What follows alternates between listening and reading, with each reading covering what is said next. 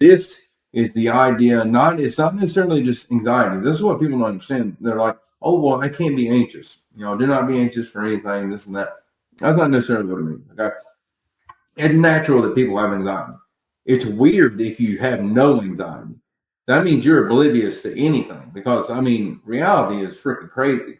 And this world is crazy. Things pop up. People have all sorts of issues all the time.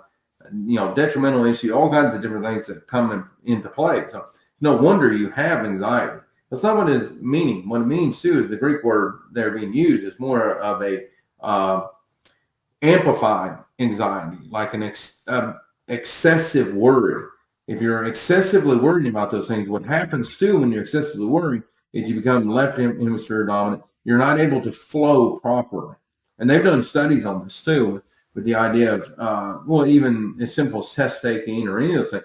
The more anxious you are, the less apt you are to be able to recall information and to be able to be productive. And so if you can ease your anxiety on the excessive side, the more apt you're going to be able to flow and be more productive at the end of the day on various different levels. And so if you're able to flow to be able to flow, to live and walk in the Spirit with God, you have to be able to flow. You have to be able to let go. That doesn't mean you're not going to have certain anxiety. What it means is that if you're cringed up, then you're not able to be productive, and you're not even able to transform. What it does too is it keeps your brain from being so plastic to be able to rewire itself, part of the transformative process.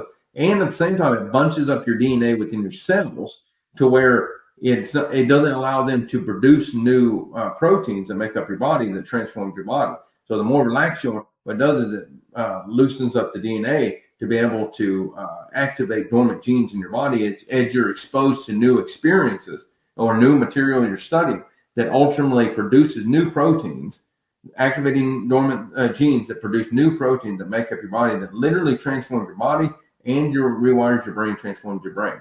And so, but you have to be relaxed enough in order to properly engage with whatever you're seeking to engage with, especially new novel experiences. So